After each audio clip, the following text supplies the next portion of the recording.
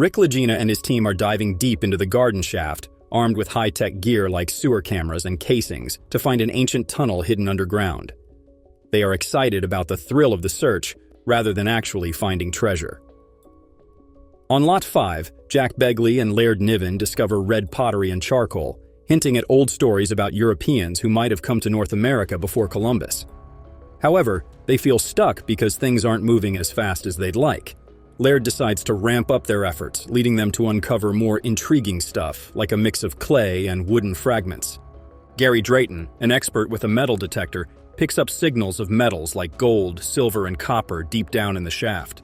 The digging continues, and the team starts imagining they might find a tunnel loaded with metal that leads to some hidden vault. This exciting idea pushes them to keep drilling and searching. The deeper they go, the more stuff they find, like over 1,000 lead tokens and several old coins that date back to the same time as that lead cross they found earlier. But instead of clearing up their questions about the island, these new finds just make everything more confusing. Back in their war room, they talk about coming back next season to keep looking. Dr. Spelf, in their lifelong role as treasure hunters, continually drawn to the promise of the next big discovery. As each digging season ends, they plan for the next, driven by the eternal hope that maybe, just maybe, the next dig will be the one that finally uncovers Oak Island's hidden treasures.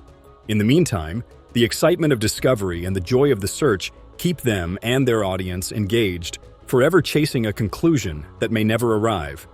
New incredible findings at Oak Island have brought new excitement to the team, encouraging them to dig deeper into both the ground and the island's history.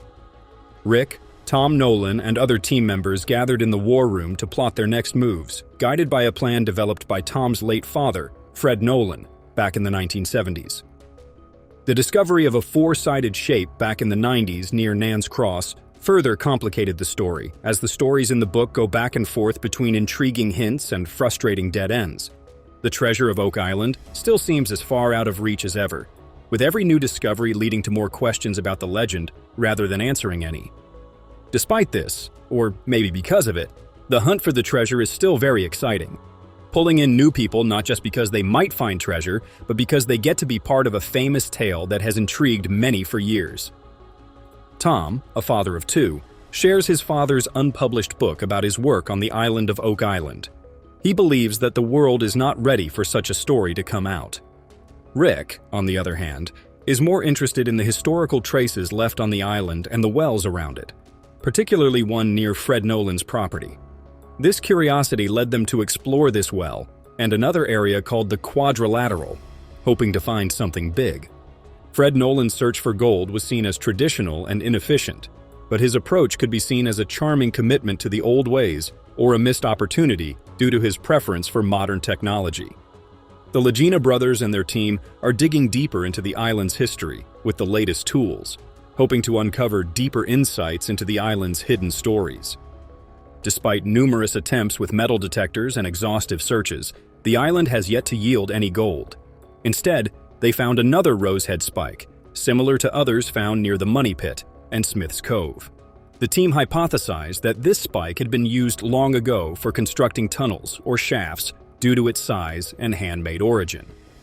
During further digging, they also discovered a hand-forged hook, which reminded them of another old hook unearthed on Lot 8, dating back to the 1600s.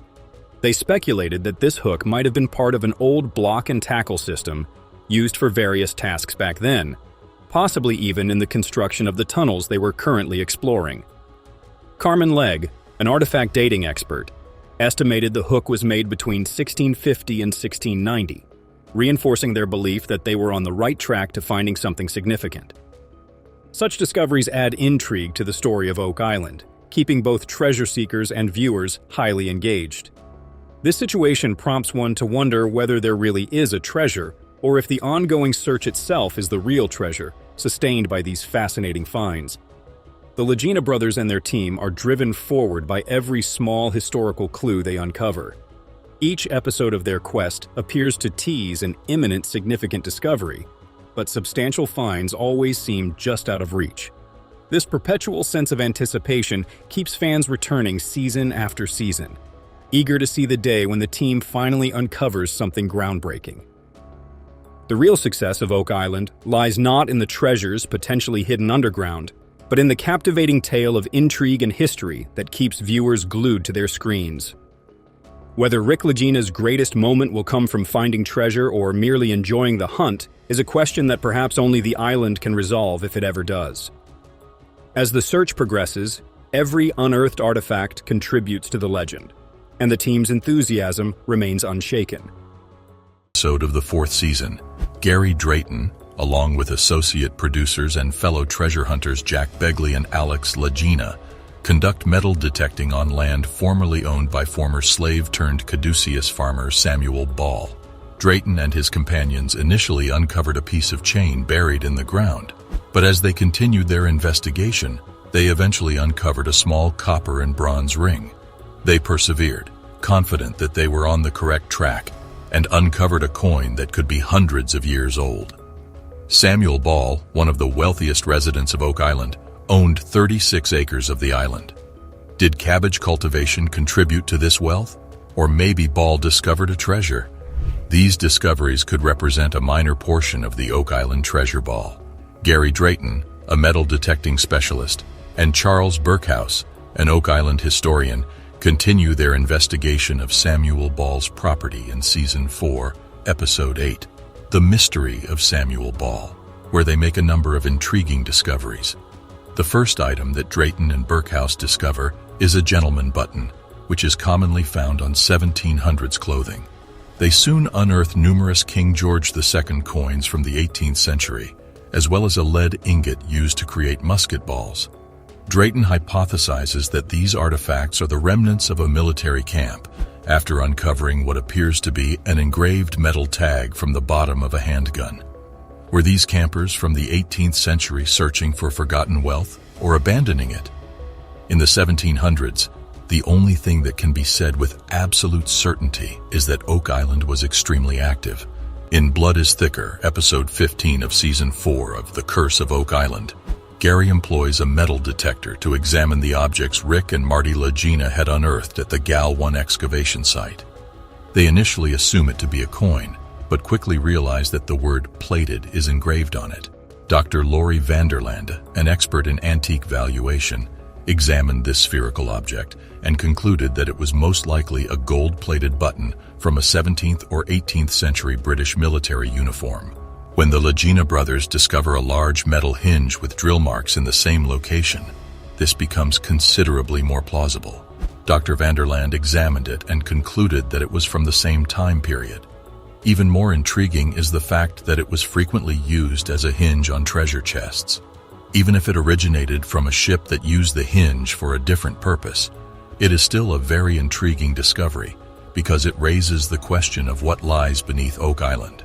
In Dead Man's Chest, the 2nd episode of the 5th season, Gary Drayton and his metal detecting team once again discover evidence of 17th century participation on the island, which may have been caused by the military, pirates, or both.